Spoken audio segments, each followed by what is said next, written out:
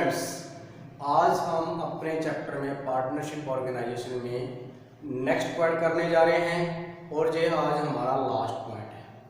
कल मैंने आपको करवाया था कि जो एक फर्म का हम रजिस्ट्रेशन करवाते हैं, क्यों वो हमारे लिए क्यों बेनिफिट है और उसके क्या लॉसेज हैं, उसका क्या प्रोसीजर है। तो जो कल मैंने लेक्चर कराया था उसके प्रोसीजर के बारे में बताया था कि क्या क्या हमें डॉक्यूमेंट्स चाहिए, किस प्रकार हम उसको रजिस्ट्रेशन करवाते हैं। आज हम आगे नेक्स्ट पॉइंट है information regarding alterations after registration. क्या इंफॉर्मेशन हैं यदि हमने फर्म को रजिस्टर्ड करवा लिया है, रजिस्टर करवाने के बाद यदि हम कोई उसके अंदर चेंज करते हैं, कोई अल्टरेशन होता है, तो वो क्या इंफॉर्मेशन है। और ये वाली इंफॉर्मेशन हमें जिस समय हमने फर्म को रजिस्टर्ड करवाया है और रजिस्ट्रेशन करवाने के बाद यदि हम कोई चेंज करते हैं तो विद इन 14 डेज, कितने दिन के अंदर, विद इन 14 डेज हमें ये इंफॉर्मेशन किसको देनी पड़ती है, रजिस्ट्रार को देनी पड़ती है। कितने दिनों के अंदर देनी पड़ती है स्टूडेंट्स, विद इन 14 डेज। कब हमने फर्म का रजिस्ट्रेशन करवा लिया, सपोज हम अपनी फर्म के अंदर कुछ ना कुछ अल्टर करना चाहते हैं, कोई चेंज करना चाहते हैं, क्या चेंज करना चाहते हैं वो मैं बता रहा हूँ अभी।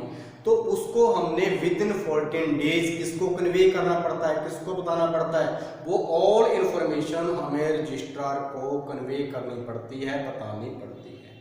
फर्स्ट हम ले रहे हैं इसके अंदर यदि हम अपनी फर्म का कोई नेम चेंज कर लेते हैं, क्या चेंज कर लेते हैं, फर्म का नेम, जहाँ जो हमारे पार्टनर हैं उनके नेम चेंज हो जाए या उसका क्या चेंज हो जाए, एड्रेस हो जाए। जहाँ सपोज फर्म एक जगह अपना बिजनेस क्या कर देती है, क्लोज डाउन कर देती है और नए प्लेस पे, मतलब एक प्लेस, कोई प्लेस था मतलब किसी स्टेट के अंदर, उसने अपना बिजनेस क्या कर दिया, क्लोज डाउन कर दिया, बंद कर दिया, और दूसरी जगह उसने अपना बिजनेस क्या कर दिया, स्टार्ट कर दिया। ये 3 पॉइंट हो गए। फिर क्या होता है कि यदि कोई नया पार्टनर आ जाए, जहाँ कोई पार्टनर की डेथ हो जाए, मर जाए कोई पार्टनर, जब कोई पार्टनर रिटायरमेंट ले ले यानी फर्म से चला जाए, तो ये इंफॉर्मेशन किसको देनी पड़ती है, रजिस्ट्रार को देनी पड़ती है विद इन 14 डेज। जहां माइनर पार्टनर है जिसकी एज क्या होती है, लेस देन 18, सपोज आज वो अडल्ट मेजर पर्सन बन गया, उसकी एज क्या होगी, 18 साल से ऊपर हो गई है। अब उसकी इंफॉर्मेशन देनी पड़ेगी कि वो आगे पार्टनर रहेगा या नहीं रहेगा। तो स्टूडेंट्स क्या क्या बताया मैं अभी आपको कोई मेन बताता हूं। When the name of the firm or main business is changed, जो हमारी फर्म है, यदि हम अपनी फर्म का नेम चेंज कर देते हैं, सपोज हमने कोई नेम रखा, हमें वो नेम सही नहीं लगा, हम नेम क्या करना चाहते हैं, चेंज करना चाहते हैं, तो जो नेम हमने चेंज किया है वो हमें क्या करना पड़ेगा, बताना पड़ेगा, किसको, रजिस्ट्रार को। कितने दिन के अंदर, विद इन 14 डेज। जब मेन बिजनेस इज चेंज, हमने अपनी फर्म का बिजनेस ही चेंज कर दिया, नेम चेंज कर दिया, जब अपने बिजनेस ही चेंज कर दिया, पहले जिस टाइप का बिजनेस था हम और नेचर का हमने बिजनेस कर लिया है, तो वो भी हमें कन्वे करना पड़ेगा। किसको कन्वे करना पड़ेगा, रजिस्ट्रार को। कितने दिन के अंदर, within 14 days. Next point, when there is change in the name of और permanent address of partner, suppose हमारे पार्टनर्स हैं, उनका नेम किसी पार्टनर का चेंज हो गया, जब पार्टनर का एड्रेस, होम एड्रेस, मानो कोई पार्टनर किस जगह रहता था, अब उसने अपना प्लेस क्या कर दिया, चेंज कर लिया है, तो उस पार्टनर का नेम और पार्टनर का एड्रेस वो भी हमें कितने दिन के अंदर बताना पड़ेगा, with in 14 days. Next point students, When business has been closed down, मतलब हम बिजनेस को एक जगह क्या करते, बंद करते। When business has been closed down at some place, किसी जगह बिजनेस को बंद कर दिया जाए और अनदर प्लेस पे हमने बिजनेस को क्या कर दिया जाए, स्टार्ट, और it has been started at some other place, किसी और जगह हम बिजनेस को क्या करते हैं, स्टार्ट करते हैं। Next point, when new partner has joined, मतलब नया पार्टनर आता है, वो फर्म को ज्वाइन करता है। कोई मतलब हमारे पास 2 पार्टनर है, हम ये कह सकते हैं ए और बी, 2 पार्टनर है, हमारे पास कौन सा पार्टनर आएगा, सी नया पार्टनर आ गया हमारे पास, तो फर्म को ज्वाइन कर लिया उसने, तो वो भी हमें बताना पड़ेगा। जहां हम ये कहें कि हमारे पास ए बी सी 3 पार्टनर हैं, इसमें किसकी डेथ होगी, ए की क्या होगी, हमारे पास डेथ होगी, ये हमारे पास, वो बताना पड़ेगा हमें। जहां हम ये कहें कि बी पार्टनर क्या ले ली, रिटायरमेंट ले ली, यदि कोई पार्टनर आता है, किसी पार्टनर की डेथ हो जाती है, जब कोई पार्टनर रिटायरमेंट ले लेता है, तो वो हमें किसको बताना पड़ेगा? रजिस्ट्रार को बताना पड़ेगा। कितने दिन के अंदर? Within 14 days. Next point, when a new partner, हो गया point, the firm information about A minor partner. Suppose हमने एक माइनर पार्टनर ज्वाइन कर रखा है और माइनर पार्टनर जब अडल्ट हो जाता है, उसकी एज 18 साल की हो जाती है, वो आगे पार्टनर रहेगा या नहीं रहेगा? रहेगा तो भी इंफॉर्मेशन देनी पड़ेगी, नहीं रहेगा तो भी। तो ये हमारे पास 5 पॉइंट थे स्टूडेंट्स, आप इसको नोट कर लें, पॉज करके नोट कर लें क्या क्या पॉइंट थे आपको। तो ये क्या है? Information regarding alterations after registration, यानी रजिस्ट्रेशन फर्म को रजिस्टर्ड करवाने के बाद यदि हम कोई अपनी फर्म के अंदर अल्टर करते हैं, तो वो हमें 14 डेज के अंदर किसको, विद इन 14 डेज किसको हमें कन्वे करनी पड़ती है, किसको बतानी पड़ती है? रजिस्ट्रार को। तो ये आप नोट कर लें। आगे नेक्स्ट पॉइंट में आपको करवा रहा हूं कि यदि हम फर्म को रजिस्टर्ड करवाते हैं, उसके क्या बेनिफिट्स हैं, और नहीं करवाते क्या उसकी लॉसेज है।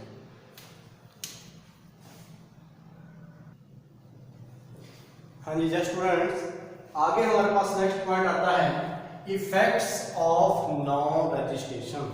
सपोज हम अपनी फर्म का रजिस्ट्रेशन नहीं करवाते, फर्म को रजिस्टर्ड नहीं करवाते, तो क्या इफेक्ट्स हैं, क्या लॉसेज हैं हमें? इसलिए हमें यहाँ से समझ आ जाते हैं कि फर्म को रजिस्टर्ड करवा लेना चाहिए। फर्स्ट पॉइंट क्या था? No partner can take any legal action against any other partner. No partner can take any legal action against any other partner. कोई भी पार्टनर लीगल एक्शन नहीं ले सकता। सपोज हमारे पास 2 पार्टनर हैं, 3 पार्टनर हैं, हम कहें कि A partner B C. C partner A और बी से क्या कर लिया? सी ने फ्रॉड कर लिया, लेकिन ए और बी उसके खिलाफ, उसके अगेंस्ट कोई लीगल एक्शन नहीं ले सकते, कोर्ट में नहीं जा सकते। क्यों नहीं जा सकते? क्योंकि हमने फर्म का रजिस्ट्रेशन नहीं करवाया। यदि फर्म रजिस्टर्ड होती तो वो कोर्ट में जाके लीगल एक्शन ले सकते थे। First point. Next, no partner can initiate proceeding against the firm in order to get his rights. No partner can initiate proceeding against the firm in order to get his rights. Suppose कोई partner retirement लेना चाहता है, जहां किसी partner की death हो गई, तो उसके सक्सेसर को कोर्ट में जाने का राइट नहीं। जो उसके ड्यूटीज हैं, जो उसका जितना भी उसके राइट्स हैं, उसके लिए पार्टनर कोर्ट का सहारा नहीं ले सकता, लीगल एक्शन नहीं ले सकता फर्म के against. Next, firm to can not start proceeding against any partner. जैसे पार्टनर फर्म के अगेंस्ट एक्शन नहीं ले सकता, सेम टाइप फर्म भी पार्टनर के अगेंस्ट एक्शन नहीं ले सकती। देखो, फर्म को भी लॉस हो रही है और पार्टनर को भी। पार्टनर यदि जो पार्टनर के राइट्स हैं उसके यदि नहीं फर्म उसको फॉलो करती, पार्टनर के जो राइट्स है उसको रिटायरमेंट के समय जो मिलना चाहिए नहीं मिल रहा, तो एक पार्टनर फर्म के अगेंस्ट लीगल एक्शन नहीं ले सकता। सेम टाइप एक फर्म भी यदि कोई पार्टनर फ्रॉड कर लेता है तो फर्म भी पार्टनर के अगेंस्ट लीगल एक्शन नहीं ले सकती। Next point, firm can not proceed against other parties. कहता कि जो फर्म है किसी थर्ड पार्टी के अगेंस्ट एक्शन नहीं ले सकती यदि कोई थर्ड पार्टी कोई फ्रॉड करती है। बट यदि फर्म फ्रॉड करती है तो थर्ड पार्टी फर्म के अगेंस्ट क्या ले सकती है? एक्शन ले सकती है। अब देखिए, हर जगह फर्म को लॉस है। जहां firm can not proceed against other party, why the other party can proceed against the firm. जो अदर पार्टी है वो फर्म के अगेंस्ट कोर्ट में जा सकती है, लीगल एक्शन ले सकती है, लेकिन फर्म एक्शन नहीं ले सकती। क्या क्या पॉइंट थे दोबारा देखते हैं स्टूडेंट्स। पहला क्या है कि कोई पार्टनर यदि एक पार्टनर फ्रॉड कर लेता है तो जो बाकी रेस्ट पार्टनर है वो लीगल एक्शन नहीं ले सकते। सेम टाइम कोई भी पार्टनर अपने राइट, जो उसके राइट्स हैं उसके अगेंस्ट वो फर्म के खिलाफ नहीं जा सकता, अगेंस्ट एक्शन नहीं ले सकता। सेम टाइप यदि कोई पार्टनर फ्रॉड कर लेता है तो फर्म उसके अगेंस्ट लीगल एक्शन नहीं ले सकती। आगे, फर्म किसी अदर पार्टी के अगेंस्ट एक्शन नहीं ले सकती। यदि कोई फर्म फ्रॉड करती है तो वो party the other party can proceed against the firm. तो ये हमारे पास 4 पॉइंट थे। आगे हम इसके लेके चल रहे हैं बेनिफिट्स क्या है, इसको एक बार नोट कर लें, मैं आपको बेनिफिट करवा रहा हूं इसके। तो हाँ जी स्टूडेंट्स, आगे हमने लिया पॉइंट बेनिफिट्स ऑफ रजिस्ट्रेशन। अभी हमने इससे पहले पॉइंट किया था इफेक्ट्स ऑफ नॉन रजिस्ट्रेशन। अब हम बेनिफिट्स ले रहे हैं, तो फर्स्ट बेनिफिट करें बेनिफिट्स टू द फर्म। जैसे भी मैंने जस्ट पॉइंट करवाया था कि यदि हमने फर्म को रजिस्टर्ड नहीं करवाया तो जो फर्म है वो थर्ड पार्टी के एंगेस्ट लीगल एक्शन नहीं ले सकती, बट थर्ड पार्टी जो है वो फर्म के एंगेस्ट लीगल एक्शन ले सकती है। लेकिन अब फर्म यदि रजिस्टर्ड है तो कोई थर्ड पार्टी फर्म के एंगेस्ट कोई फ्रॉड करती है थर्ड पार्टी, तो फर्म उसके एंगेस्ट लीगल एक्शन ले सकती है। इस समय फर्म को जो राइट है, कब राइट है यदि हमने फर्म का रजिस्ट्रेशन करवा रखा है। तो बेनिफिट्स टू द फर्म क्या हो गया, फर्म क्या कर सकती है, थर्ड पार्टी के एंगेस्ट लीगल एक्शन ले सकती है। उससे नेक्स्ट पॉइंट है हमारे पास benefits to the partner. Partner को क्या बेनिफिट है, यदि एक पार्टनर फ्रॉड कर जाता था, जैसे अभी आपको मैंने करवाया है कि हमारे पास ए पार्टनर, बी पार्टनर, सी है, सी ने फ्रॉड कर दिया, ए बी उसके एंगेस्ट एक्शन नहीं ले सकते थे। अब ए बी पार्टनर जो है वो सी के एंगेस्ट लीगल एक्शन ले सकते हैं। यदि फर्म के जो पार्टनर के राइट्स होते हैं, फर्म उनको वो राइट्स नहीं देती, तो पार्टनर फर्म के एंगेस्ट भी लीगल एक्शन ले सकते हैं और फर्म भी पार्टनर के एंगेस्ट लीगल एक्शन ले सकती है। Next point benefits to the incoming partner. Suppose हमने जैसे ए बी पार्टनर है, जो सी पार्टनर है, इसको हम एज ए न्यू पार्टनर, ये हमारा न्यू पार्टनर है, हमने इसको न्यू पार्टनर के रूप में एडमिट किया है, एडमिशन दिया है, नया पार्टनर आया। यदि तो हमारी पार्टनर रजिस्टर्ड है तो वो कोर्ट में जा सकता है। यदि पार्टनर रजिस्टर्ड नहीं है, हमारी पार्टनरशिप फर्म रजिस्टर्ड नहीं है, तो सी को किसके ऊपर डिपेंड करना पड़ेगा, ए बी की ऑनेस्टी, ईमानदारी के ऊपर डिपेंड। भी जितने ए बी ईमानदार होंगे तो उसका शेयर सही है। यदि ए बी फ्रॉड है, बेईमान है, डिसऑनेस्टी कर जाते हैं, तो सी को उनकी ऑनेस्टी के ऊपर ही डिपेंड होना पड़ेगा यदि फर्म रजिस्टर्ड नहीं है। और यदि फर्म रजिस्टर्ड है तो सी क्या कर सकता है, इसके अगेंस्ट कोर्ट में एक्शन ले सकता है। ये है इनकमिंग पार्टनर को बेनिफिट। आगे आता है हमारे पास benefit to outgoing partner. Outgoing partner two type का हो सकता है, जहां तो पार्टनर की क्या हो जाए, डेथ हो जाए, मतलब कोई पार्टनर मर जाए, एक पार्टनर मर गया, अब उसका वालीवास आएगा, जो उसका एग्जीक्यूटर है, उसका रिप्रेजेंट है, उसका जो उसका सक्सेसर है, उसका बेटा हो सकता है, उसकी वाइफ हो सकती है, या अदर कोई उसने अपॉइंट किया हो सकता है कि ये मेरा सक्सेसर है, लीगल हियर है।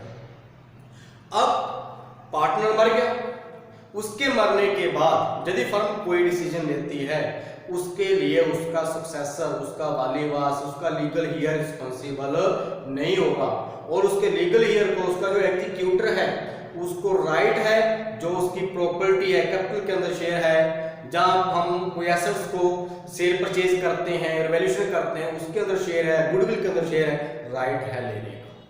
फिर पॉइंट आता है हमारे pass on the retirement of partner. Suppose कोई पार्टनर फर्म से रिटायरमेंट ले रहा है, तुझे पब्लिक नोट्स देना पड़ता है विद इन 6 मंथ। यदि उसने पब्लिक नोट्स दे दिया कि मैं पार्टनर से रिटायरमेंट ले लूं, तो उसके बाद की जितनी भी एक्टिविटीज होती हैं उसके लिए रिटायर्ड पार्टनर रिस्पॉन्सिबल नहीं है। यदि उसने पब्लिक नोट्स नहीं दिया तो वो रिस्पॉन्सिबल है, और यदि उसने पब्लिक नोट्स दे दिया कि मैं इस डेट को रिटायरमेंट ले रहा हूं, जिस डेट को उसने रिटायरमेंट ले ली,